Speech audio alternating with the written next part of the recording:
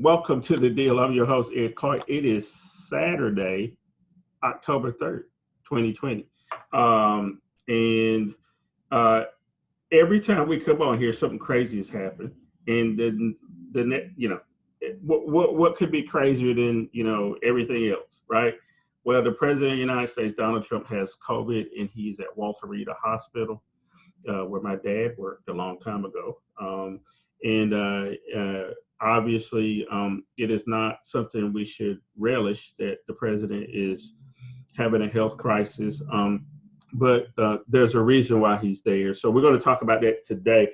We're hoping that Dr. Angela Elgin, who's been on the program before, she's was the first Black female fire chief in Kansas City. She's now a practicing physician. She's has surgery scheduled for today. So she's working up a patient right now. So I'm hoping that we can get her on the line at some point to talk about COVID and some other things. But because news changes so fast, the show that we had planned is not the show that we're going to do. But Val Atkinson is here. So Val Atkinson, welcome back to the deal. Thank you, Ed. Thank you. You're right. It seems that we have a boatload of things to talk about every time we're here. We can't seem to catch up with the changing issues that are going on, not only nationally, but here in North Carolina and here in the southern region of the country. So we're glad to have you to bring this stuff to everybody, man. Keep us updated.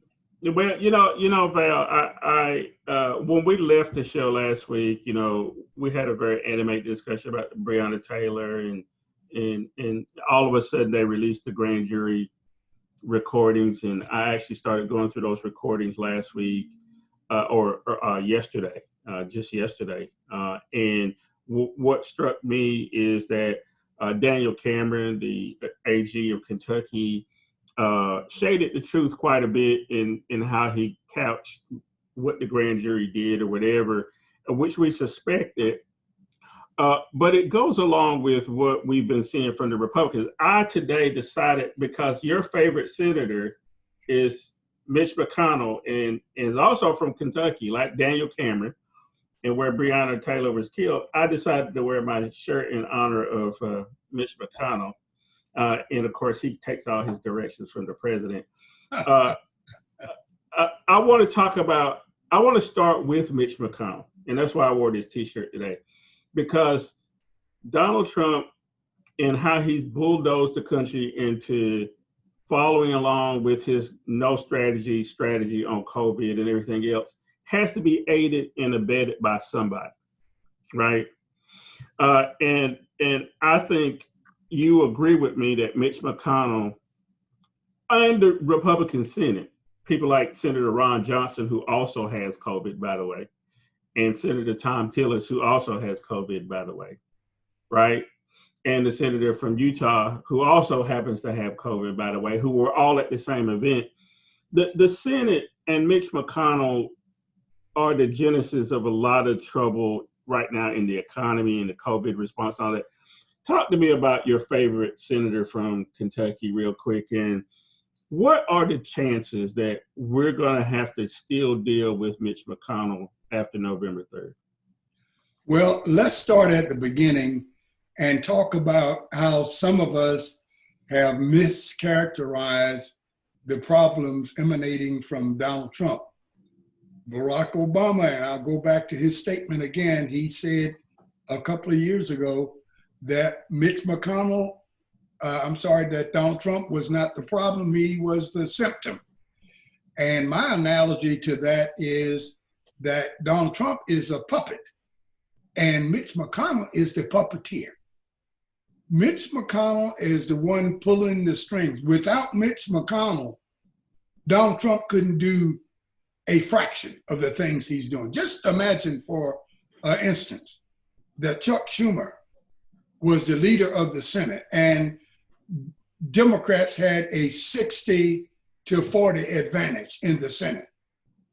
Now go back and talk about all of those things that Donald Trump has done and feed them through the filter of whether or not he could have done them with Chuck Schumer at the helm. And then you see how powerless this guy is without Mitch McConnell and the Republican majority in the US Senate. Donald Trump couldn't do anything. Nothing, absolutely nothing. So in that sense, Donald Trump is dependent upon Mitch McConnell. Mitch McConnell is the person worth watching. Now, I'll take another little off-ramp here and talk about who supports and who is enabling Mitch McConnell. Well, he's from the state of Kentucky, not the most populous state in the union by any stretch of the imagination. And those few people in Kentucky have given Mitch McConnell the authority to run the country and thereby the Western world.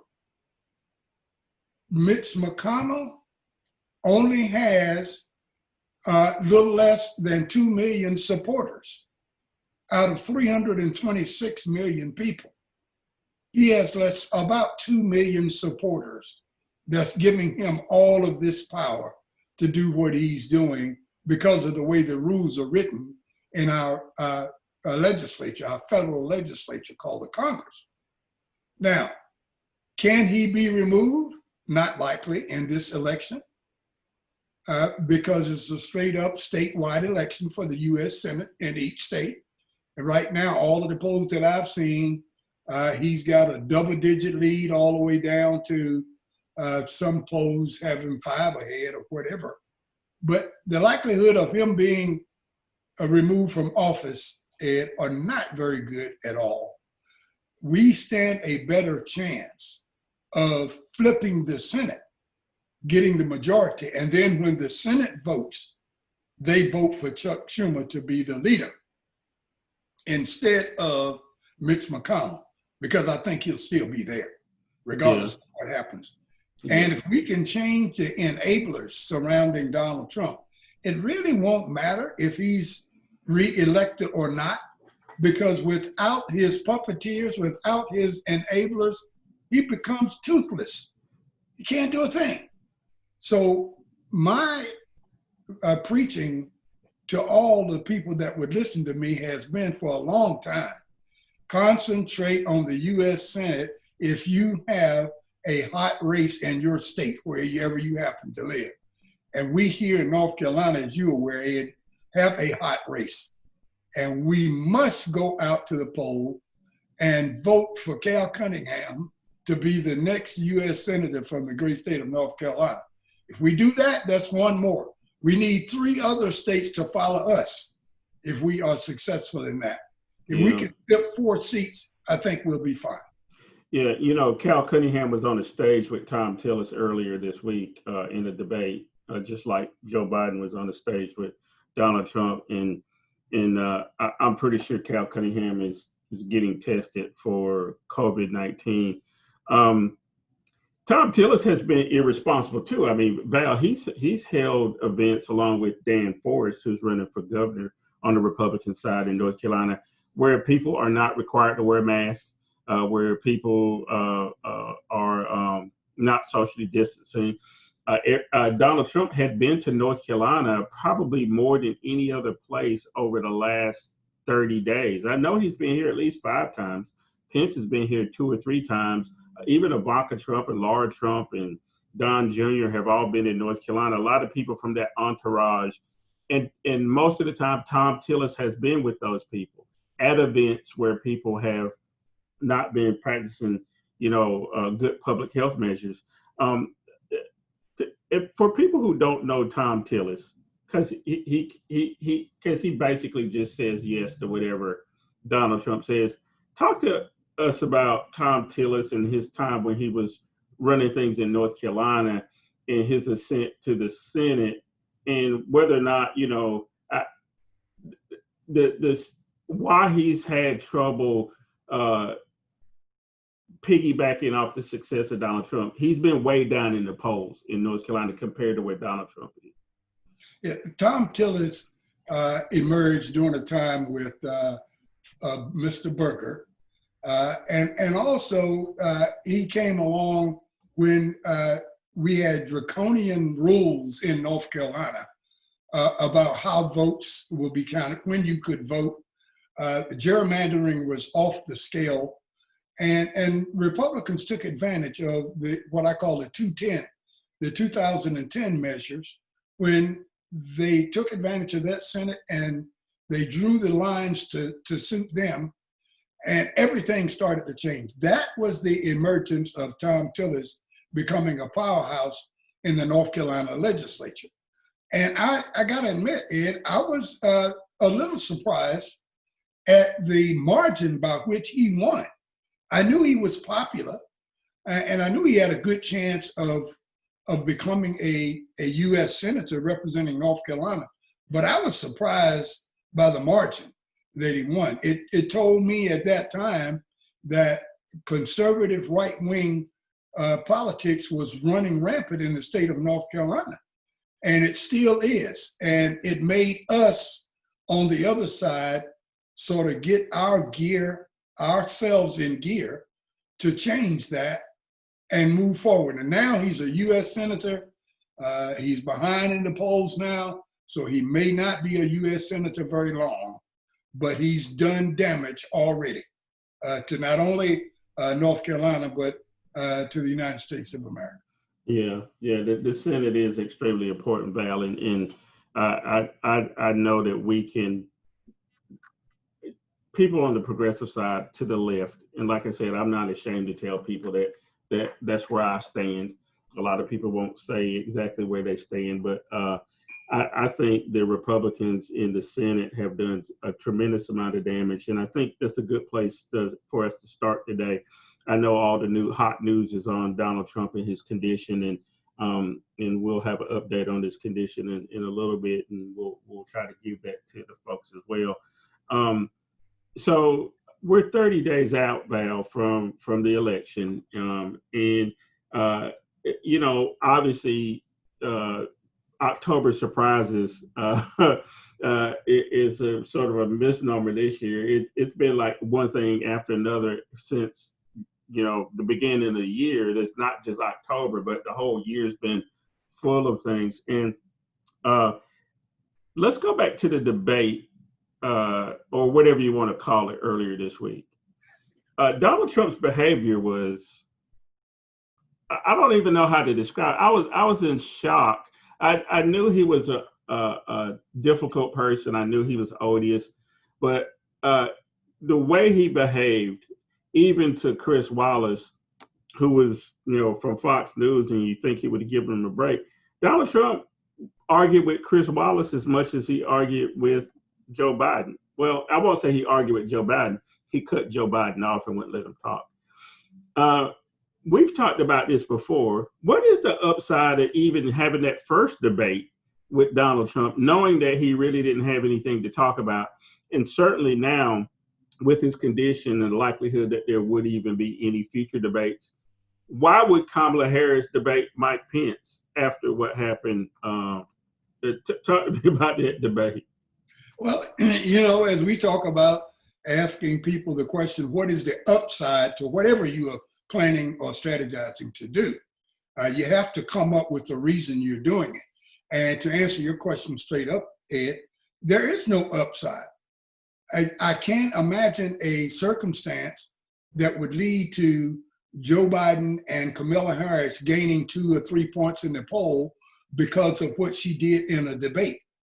And we're not in a situation that the poll numbers are so shaky that if we don't argue well, if we don't debate well, we could lose ground and end up being behind. That's not the case. None of those hold water. So my question is, what's the real reason that we must debate? You got to go back to people like David Clough. You got to go back to the Democratic consultants and all of those people. You got to go back to the networks. These are all of the people that are going to be benefiting from a debate. Partly it's about money. The other part is about keeping my brand in front of the people, making me continue to be relevant. We don't need to do that at this time. There are a lot of downsides. To look at the flip side of your question, there are a lot of downsides to the debate for Kamala Harris and Joe Biden, but I can't see any upsides. You know, that is a fool's bet, you know, to go in to say, okay, heads, you win, tails, I lose. Why are you flipping the coin in the beginning? So I wouldn't do that, and I'm on your side as well. I wouldn't have any future debates because what can we do? It's not just about COVID, which is critically important, but it's also about the nature of the debate and what the public can glean from that. Donald Trump cannot get into a debate where real issues are discussed so that the public can discern whether or not candidate A or candidate B is closer to their convictions. They can't do that. That's what debates are for. Let's see how they feel about same-sex marriage, about abortion, about neighborhood schools, about tax cuts for the top 1%. Let's talk about all of those things. Donald Trump refuses to let you do that.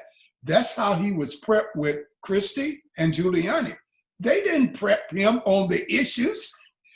Those are not the two guys you would get to prep Donald Trump on the issues. They talked strategy. When he, meaning Joe Biden, tries to talk about this, you interrupt and change the subject to X.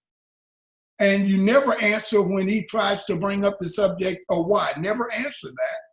You change the subject to talk about his hair, his not wearing a mask, anything. Those are the kind of strategies that they employed for Donald Trump in that first debate. And anybody who thinks that the second debate is going to be any different, that Donald Trump is going to say, okay, we're only going to talk about the issues, and I promise not to interrupt Joe Biden anytime during the debate, and I will not talk about him not wearing a mask. I will wear a mask the whole while, and I will listen to what the moderator says. Everybody who believes that, please stand on your head right now. It's just not going to happen. So the question is begged, what's the upside of having another debate? What are you doing? For what purpose? Yeah. You know, take the media consultants out of it, take the networks out of it and their profit motive and all of that, and then answer the question, what is the purpose of the debate? Yeah, that you're exactly right, Val. That's a good place for us to take a break. We're going to try to get Dr. Angela Elgin on the phone. I think she's trying to come in now. So stay with us. We're going to take a break. When we come back, we'll have Dr. Angela Elgin for as long as we can have her. And then Val and I will continue our discussion on COVID-19, the president, the election, Breonna Taylor, you name it. There's so much to talk about. So stay with us. We'll be right back after these messages. Well, I want to talk to the Trump supporters for a minute. What is Donald Trump's campaign about? He's a race-baiting, xenophobic, religious bigot. And you know how you make America great again? Tell Donald Trump to go to hell. If you can't admire Joe Biden as a person, then it's probably you got a problem. You need to do some self-evaluation. Because what's not to like? He is as good a man as God ever created. He said some of the most incredibly heartfelt things that anybody could ever say to me. He's the nicest person I think I've ever met in politics. This is a defining moment in the future of the Republican Party. We have to reject this demagoguery, and if we don't reject Donald Trump, we've lost the moral authority, in my view, to govern this great nation.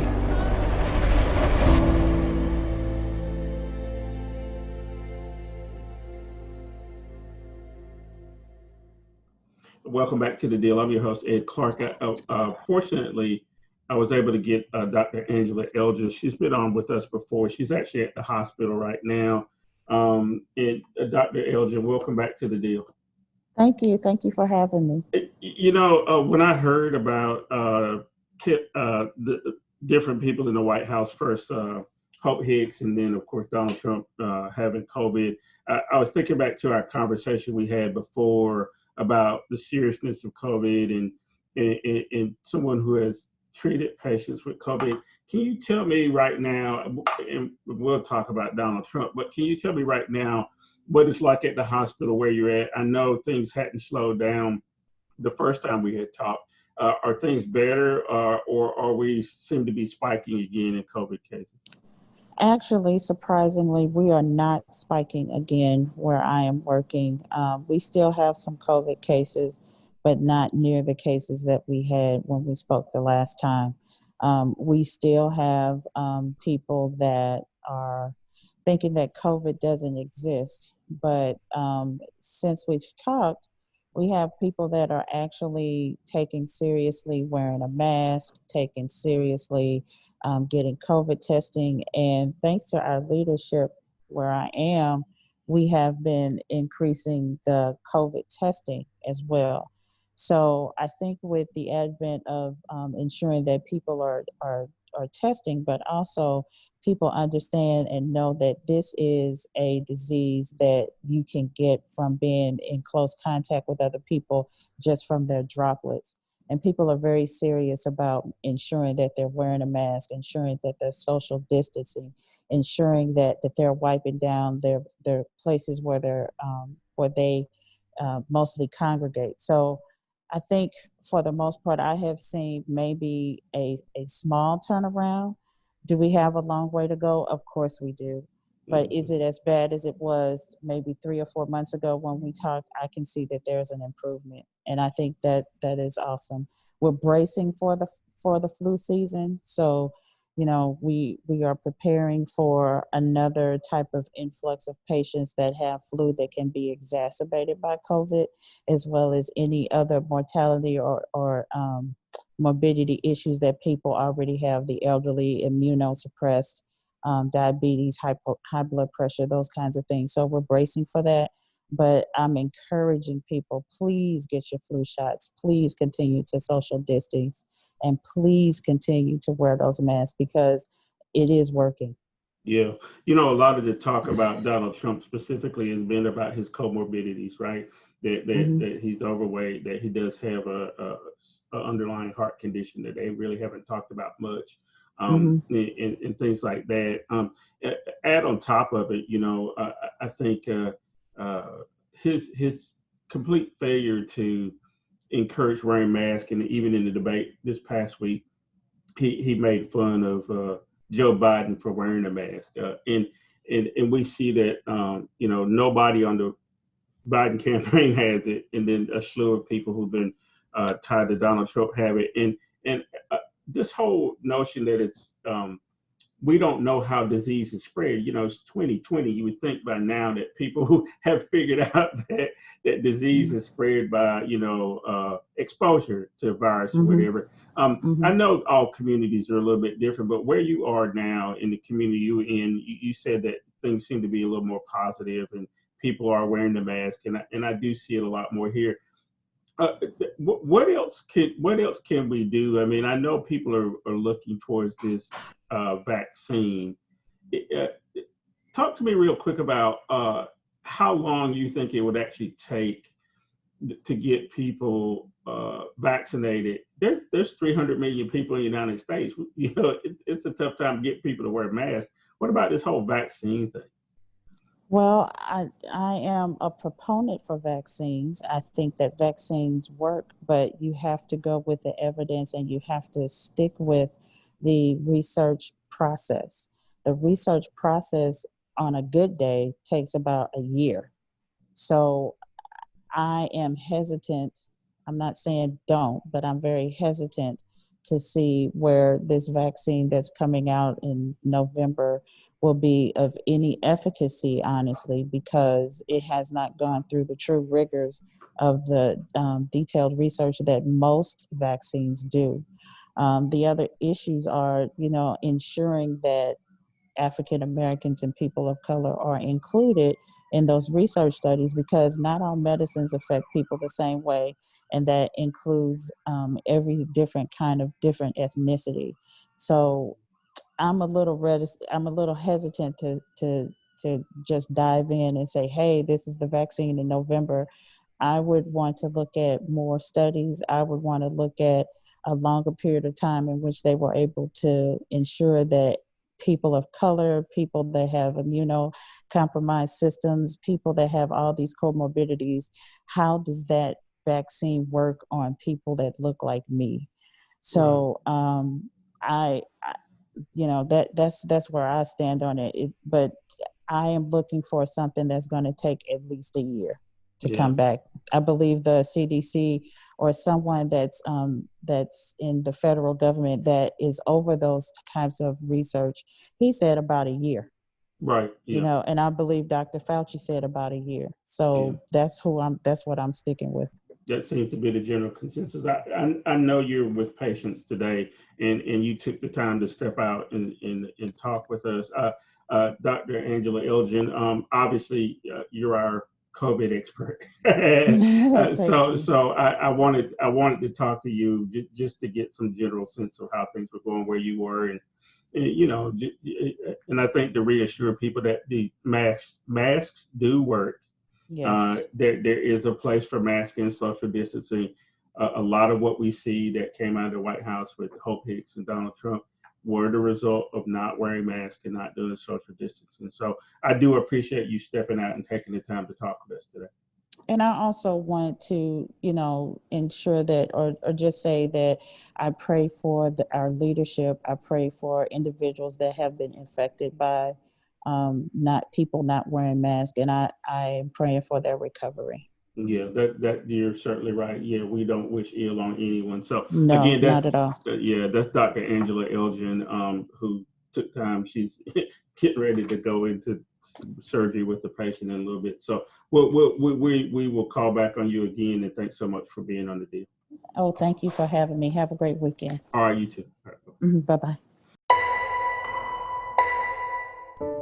For the first time in our memory, many Americans are asking, does history still have a place for America? There are some who answer no, that we must tell our children not to dream as we once dreamed. Together, tonight, let us say that America is still united, still strong, still compassionate, still willing to stand by those who are persecuted or alone. For those who are victims of police states or government-induced torture or terror, let us speak for them. I believe we can embark on a new age of reform in this country that will make government again responsive to people. We can fight corruption while we work to bring into our government women and men of competence and high integrity. Tomorrow, you will be making a choice between different visions of the future. Are you more confident that our economy will create productive work for our society? Or are you less confident? Do you feel you can keep the job you have or gain a job if you don't have one? Are you pleased with the ability of young people to buy a home, of the elderly to live their remaining years in happiness, of our youngsters to take pride in the world we have built for them? Are you convinced that we have earned the respect of the world and our allies? Let us resolve tonight that young Americans will always find a city of hope in a country that is free. And let us resolve they will say of our day and of our generation that we did keep faith with our God, that we did act worthy of ourselves, that we did protect and pass on lovingly that shining city on a hill.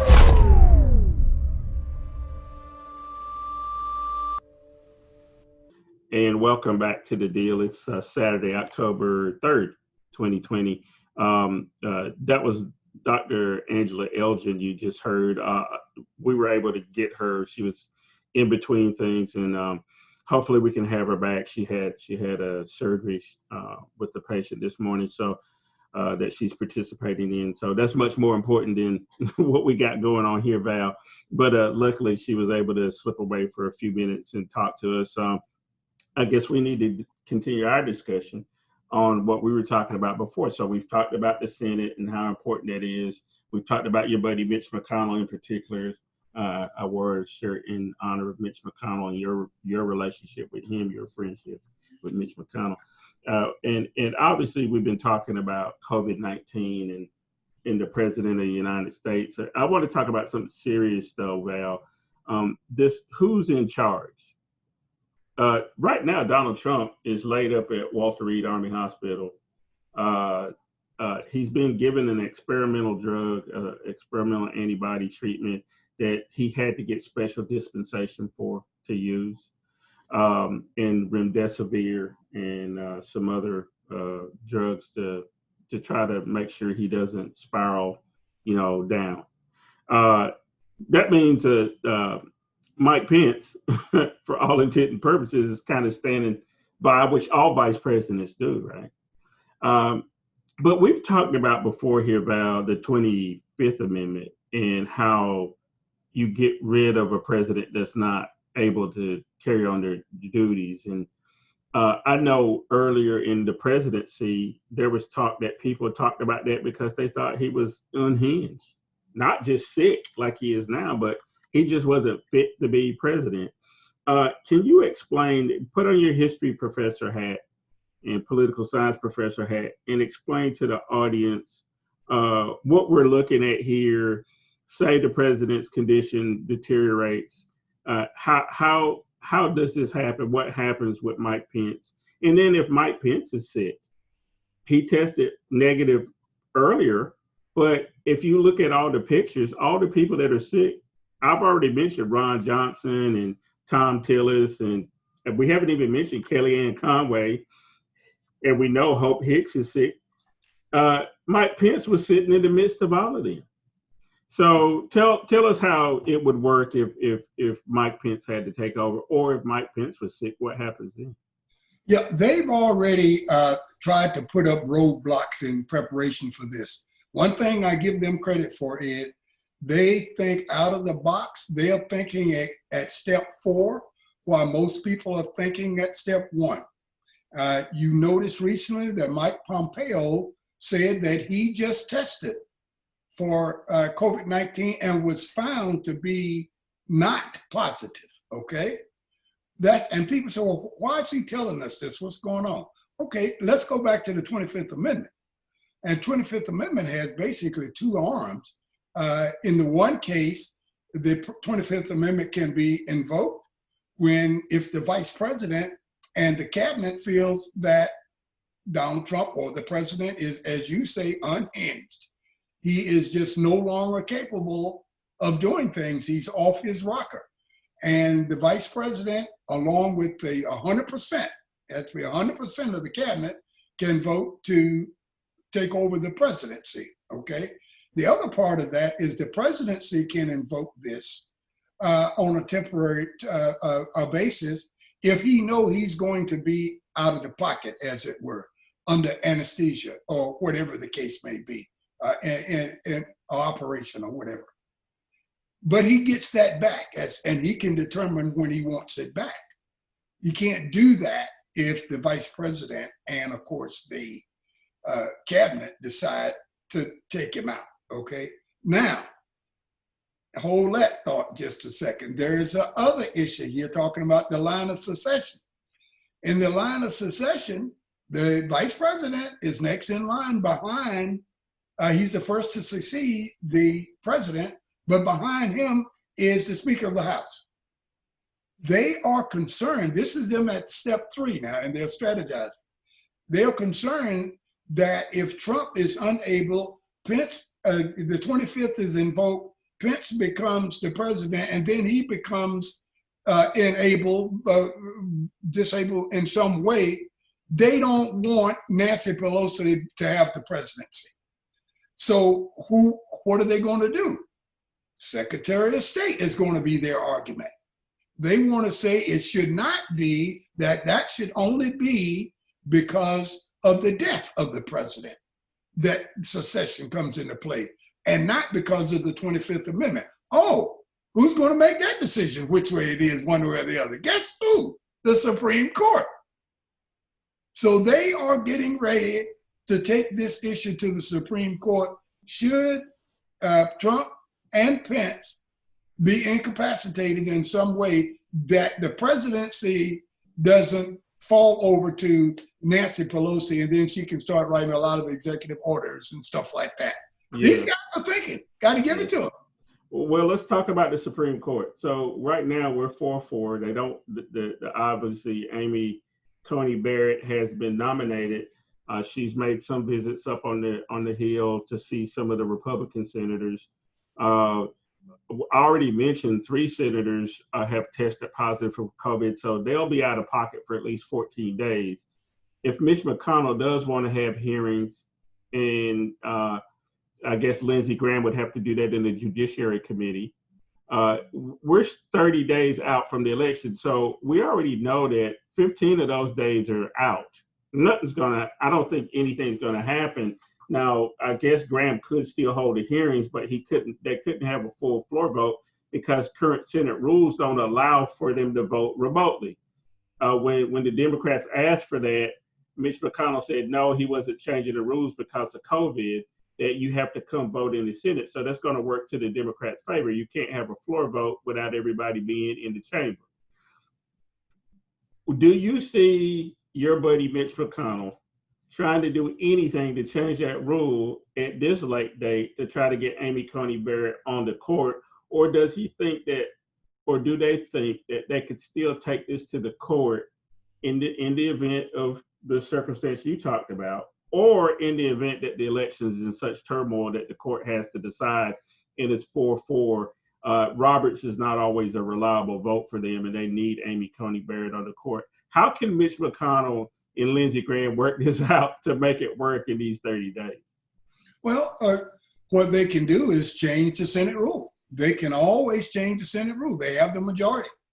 They call it the nuclear option to do some things about the majority and whether or not you need a super majority for this or that or the other. He can do that. I wouldn't put it past him.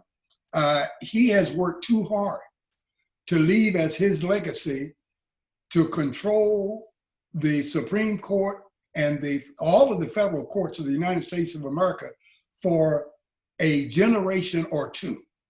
That's what he wanted to do. And he's worked too hard to do that, to let something like this stand in its way.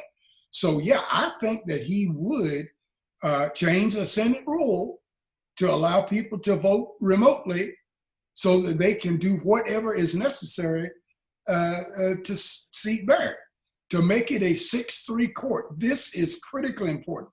They must get to 6-3 to make so many other things happen, because if they can't do that, then the whole strategy of challenging Florida, challenging the vote results of Florida or North Carolina or Texas or Georgia, a lot of that comes into play.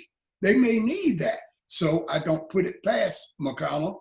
This is a part of the block building that he's going to do to make sure that when the round 10 comes in a 10-round bout, that he's got all of his strength still going for it. So yes, I think he would do that. I wouldn't put it past him at all. Yeah, I want to remind the folks you're watching The Deal. I got Val Atkinson in here this morning. The show completely turned around from what we had planned on doing because of some guy named Donald Trump lives at 1600 Pennsylvania Avenue, ended up having COVID-19 and is now in the hospital. And so it flipped everything on its head. So the guests we had scheduled for today, we'll reschedule them at another time. And fortunately, we were able to get Dr. Angela Elgin on the phone. Again, she reminded folks that you need to wear your mask at Val, and that's ultimately where we are here. I look at the numbers in a state like North Carolina where we are. So we'll talk about North Carolina since we're here.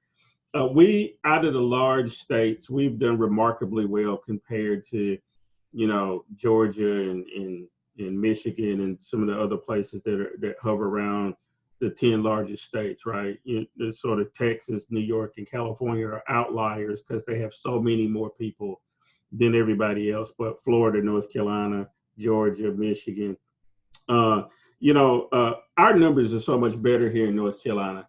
That's despite the fact that there are people around who don't want to wear a mask. We see more, people doing it, but there are still people who are saying we must reopen the schools. We're now in what we call phase 3 in North Carolina, where bars and restaurants are open and bowling alleys and places. I went out last night to pick up food for the first time in a long time.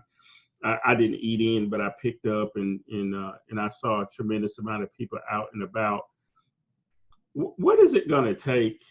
And I brought this up with Dr. Elgin. What is it going to take to convince people that there's no secret magic cure, that whatever vaccine they're talking about is probably not anytime soon? And even if it were, it's not going to cure everything. Everybody's not going to be automatically protected from a vaccine, right off the bat. You got to distribute it to 300 million people.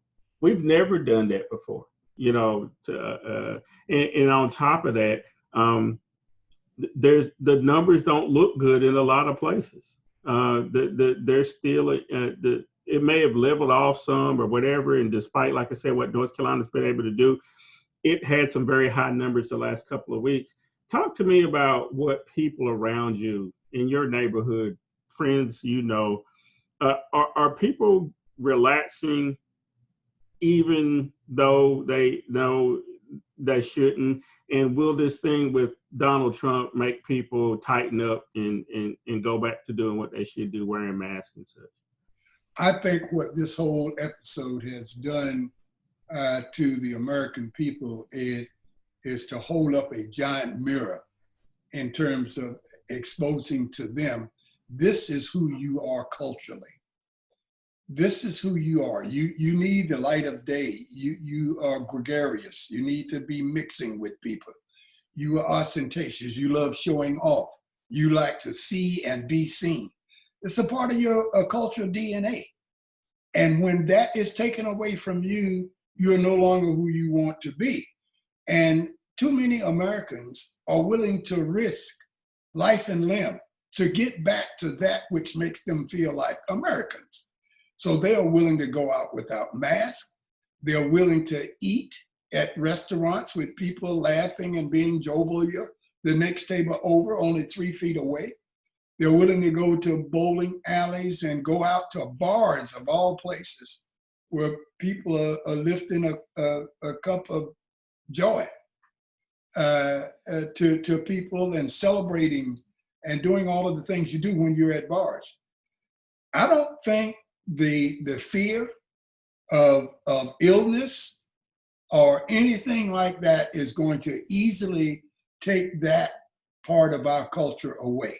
That's who we are. And we'll just have to fight through it the best way we can. But in my community, I think we're losing that battle. I'm seeing too many people without masks. I've gone into stores from time to time and seen people without masks. But recently, to the benefit of the store owners, I'm seeing people being warned or being advised that you must wear a mask if you're going to be a customer here in this facility. And that's a good thing. And most of them are complying, so that's not a problem. But in my community here, people are anxious to get back to what they call normal.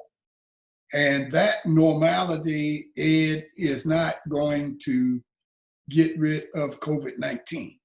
We need to understand that you've got to go away from normal to get rid of this pandemic. You've got to get rid of it. And then once you get it under control, then you can go back to normal. And you got to understand that it's going to be a new normal.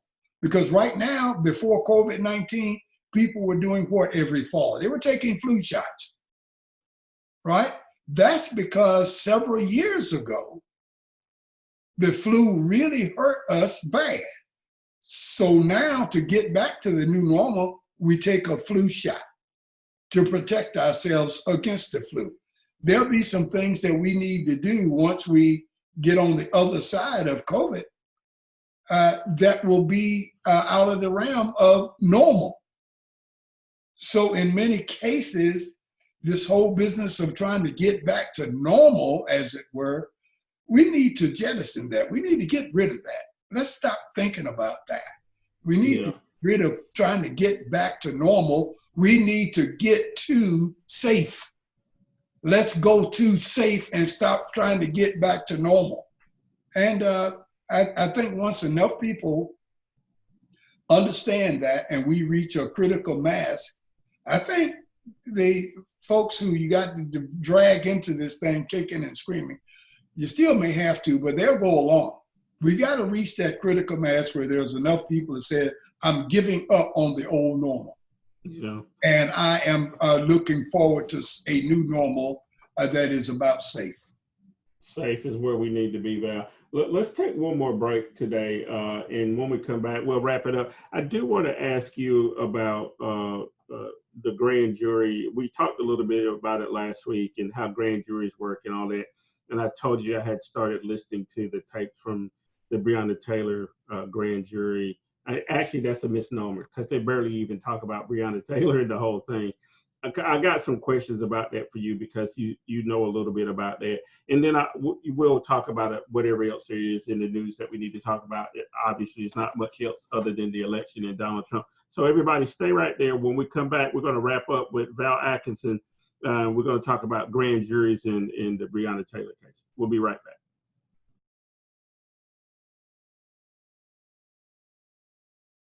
Has he ever been on supplemental oxygen? Right now he is not on I understand. oxygen. I know you keep saying That's right now, but should we read into the fact that he had been previously? Yesterday and today he was not on oxygen. So he has not been on it during his COVID treatment?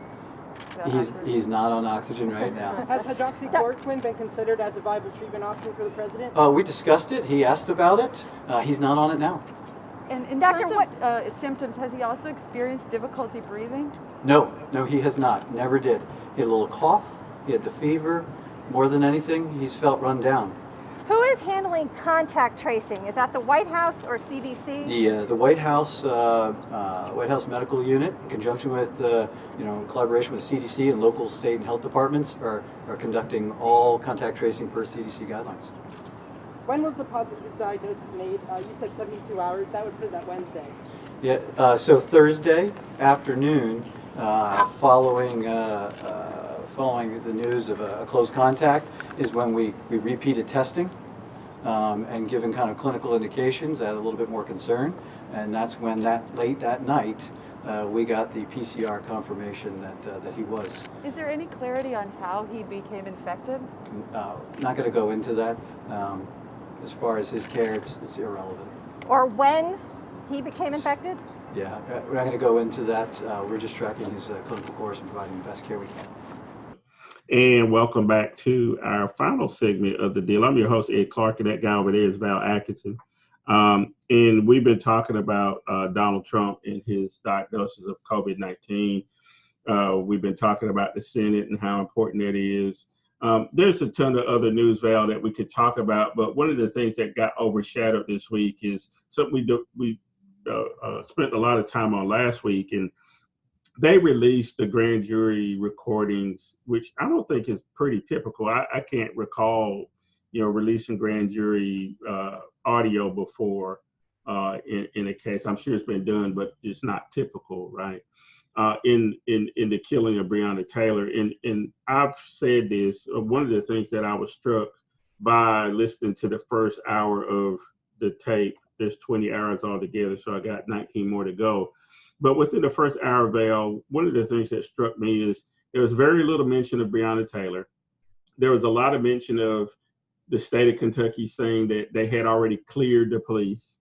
And there was no indication that they were going anywhere near saying that the police had any culpability or responsibility for Breonna Taylor's death. I know that in the past that you may have served on a jury or two and may have some insight into this. after, we talked a little bit about this off mic, can you tell people, one, what a grand jury is, and two, how they really work? Because I think a lot of people had put some hope in, one, the state of Kentucky was going to file charges against these police officers. But then when it went to the grand jury, then they put the hope in this grand jury. And when you listen to the tape, it's obvious that there are African Americans on the grand jury. But how do grand juries get to the place where they indict people? Yes. In anyway, right? Well, first of all, grand juries are selected first and foremost from voter rolls. So if you're not a voter, you can't even start to think that you may be a grand jurist. Grand jurists are paid, they're compensated, and the tenure could be anywhere from one case, which may last a week or so, it could last several months. When I was on grand jury, I lasted there for 6 months on a grand jury, heard several cases. But at any rate, the grand jury is chosen by the district attorney or the attorney general, in the case we're talking about here. And that way, when you determine who the judges are going to be for your case, and you determine what facts they are exposed to and which facts are withheld from them, you are shaping their opinion, and you disallow anyone to have any representation in the court when the grand jury is hearing your case. They can't have representation. This is totally opposite from what we think about when we think about criminal justice for the court system in the United States of America. But the purpose of the grand jury is not to give a verdict of innocence or guilt. The purpose of the grand jury is to determine whether or not this person should be given a trial, whether or not they are to go to trial, not to determine if they are guilty or not. So a grand jury can say, yes, you should be held over for trial, or no, I don't see any reason for having a trial, but they can't say whether or not you're guilty. But what the district attorney is doing, he can formulate a case in such a way that the grand jury says, no, I don't think you should be held over for trial. And that's just like them deciding the case without having to go to court. So that's why they say in many cases, a DA can indict a ham sandwich, because it's all up to the DA to determine who sits on the grand jury and what information that they hear about a particular case, and what they don't hear, which is equally important. So, if you can't get this guy indicted that you won't indict, you're not a very good DA. So I know that be the case, and I can't go into too much more detail about how that works. But I can also validate, I remember cases where certain individuals in my grand jury pool that would always have a lot of questions, and sometimes they were handled and answered appropriately by the district attorneys, and sometimes they were brushed aside because it didn't fit, it appeared to me, in the mold. And the killing thing was, to me, was that in no circumstance was there ever a time when we had a number that required argument or required things to be settled. You don't need 12 jurors. You have 23 grand jurors to sit. You need 12 of them to say, yes, let's indict. But you don't need the majority like you do in a regular trial. You got to have 12 where one can stop it. So, you would expect that if you need 12 out of 23 to indict, that in some of those cases, It may be that you don't have enough, you're 1 or 2 votes short, and you get together and the grand jury has to mull over it and think about it. It was never any of that kind of stuff. And that's because of the information that you're given and what you disallow and to be heard by the grand jury. So grand juries are not what people think they are. Right. So all that hope that people had in the grand jury, it really was in the hands of Daniel Cameron. I wrote a piece about Daniel Cameron earlier this week, Val, and I don't have to run for office, and I'm not trying to impress people or anything like that. So I can say ugly things about people, which I do from time to time. And the premise of my piece on the deal with Ed Clark is that Daniel Cameron reminds me, and people like him and Tim Scott, of a character on in the comic strip, The Boondocks. He's the Right Reverend Uncle Ruckus. And the Right Reverend Uncle Ruckus believes that everything that white people do is right and everything that black people do is wrong. And I know that's an extreme view of it, right? It's cartoonish because that is a cartoon. However, Daniel Cameron, in the way he's comported himself, he went on Tucker Carlson on Fox News, Val, and he wanted sympathy because he said some people had talked ugly about him. Breonna Taylor is dead. Daniel Cameron is a rising star in the Republican Party. They are in 2 different positions. And if you had listened to Tucker Carlson and Daniel Cameron talk, you would have thought that he was the one that had been murdered. and Breonna Taylor was the one who people should be talking ill about.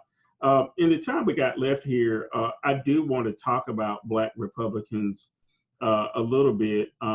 Again, we're 30 days out from the election. There are Black Republicans running all around the country. There's some running here in North Carolina.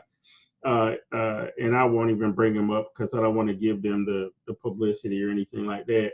But this whole notion of Black Republicans, my theory is that, they only have so far they can ascend. They're never going to be, under the current Republican Party, a Black Republican for vice president or presidential candidate.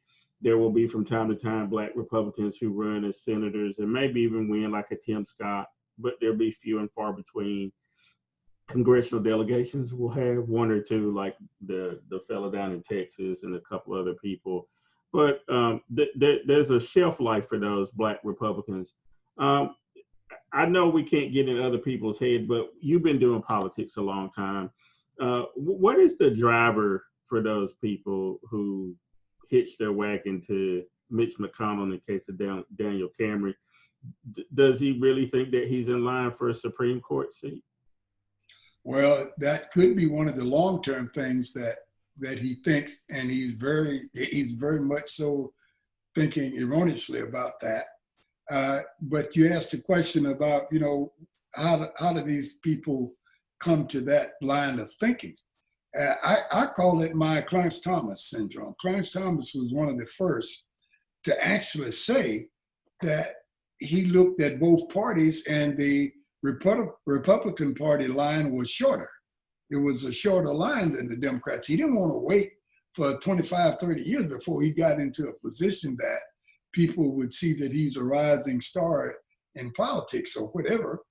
And so he took advantage of his friendship with some Republican statesmen, and they were more than happy to have a Black man who was a lawyer, graduate of Yale University, that wanted to be a part of the Republican Party. And many others have gone the same way. What they don't realize, or some may realize it, but seemingly don't care, is that they're being used.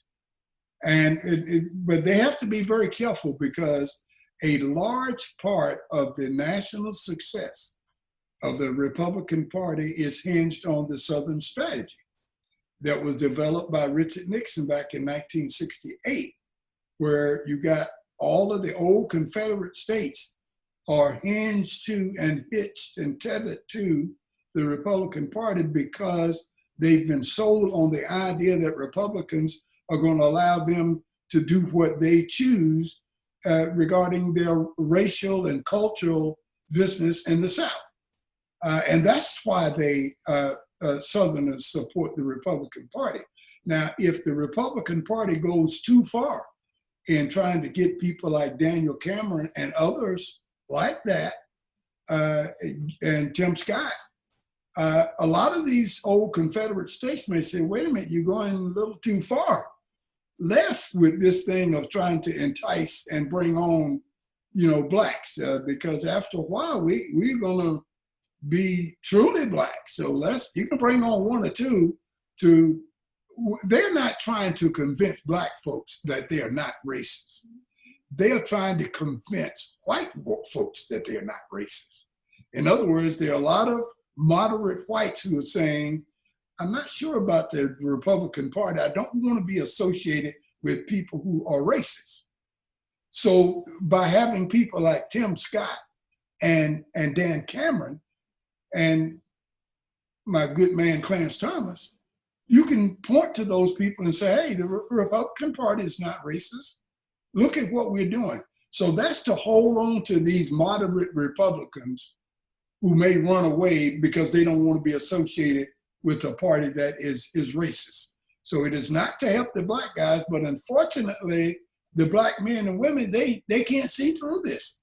They don't understand that this is a strategy to keep a lot of their white moderates under the Republican banner. We can do like Donald Trump said, look at my black over here. All right. Yeah. Where's my black? Where's my black guy? Where's my black guy? I did read an article last week about that black man who Donald Trump pointed to that time and how it ruined his life. His wife left him. He was running for office for a congressional seat in California. He lost the race, and then he stopped getting support from other white people in the Republican Party. And that's when he realized, because, when he would tell people in private that it kind of bothered him that the president said, look at my black or whatever, white people started not wanting to deal with him because he was saying that he was offended by what the president said. And so now he's no longer in the Republican Party anymore. So there you go. There's a real lesson for you. Well, Val Atkinson, we run out of time every week. We wanted to talk about the Proud Boys and in those organizations, those racist organizations. I'm sure we're still going to have plenty of time to talk about. We got 30 more days, so we'll be on at least 3 more times before the election day, and we'll chop it up about that. We'll try to get our guest line back up to talk about the Proud Boys, because I want to understand who these people are. They're real. The president told them to stand down and stand by, right? And I don't want them to be standing anywhere. They're dangerous. I don't want them to show up to the polls, Val. They should not be watching anybody. There's already a mechanism to watch the polls, and some random guys with AR-15 should not be showing up at the polls. And the only reason they should go is if they want to vote, right? So tell me, Val, we got connections coming up tomorrow morning at 8 a.m. in the Raleigh-Durham market on WFXC and WFXC. Who's the guest tomorrow for this show? We have Laura Cubbage, who is a candidate for the North Carolina Court of Appeals. She will be our guest. And of course, after that, we'll talk some general politics. There'll be a lot of dates given out that are important dates between now and November the 3rd and beyond. I say beyond because we talk about all of the things that happen when the Electoral College votes, when the votes are certified, and when the inauguration takes place, and what some of the strategies may be from the GOP side to throw roadblocks in or try to take some of this to court. So it's a very interesting show to find out where we're going and what you need to be aware of. Tune in. Yep. There you go. Well, Val Atkinson, thanks again for being with us. I want to thank Dr. Angela Elgin. She stepped out in between trying to prep a patient for surgery to talk to us a little bit about COVID-19 and where we are with that. Obviously, we'll be getting more news about President Trump and his condition. Obviously, we don't want anything bad to happen to anybody. That's the whole point. We've been trying to say the whole time that COVID-19 is serious. Take it serious. Wear a mask. I think Chris Wallace said it best. He said, "Wear your damn mask" on Fox, and because he was right in the line of fire. Donald Trump was yelling in his face, and luckily he's tested negative. But Kellyanne Conway, Hope Hicks, Tom Tillis, Senator Ron Johnson, you can go down the list. The chair of the Republican Party, they all have COVID, and they have it because they were not following public health and safety guidelines like they should have. We'll be back next Saturday. We're going to talk about the Proud Boys. We're going to talk about all those white supremacist organizations, who they really are. So we'll try to get our guests lined back up for that. In the meantime, you guys have a good week, and we'll see you next week. You've been watching The Deal with Ed Clark and Val Atkinson. Bye. As reported yesterday, in consultation with this group, I recommended we bring the president up to Walter Reed as a precautionary measure to provide state-of-the-art monitoring and any care that he may need. Just 72 hours into the diagnosis now, the first week of COVID, and in particular days 7 to 10, are the most critical in determining the likely course of this illness. At this time, the team and I are extremely happy with the progress the president has made. Thursday, he had a mild cough and some nasal congestion and fatigue, all of which are now resolving and improving.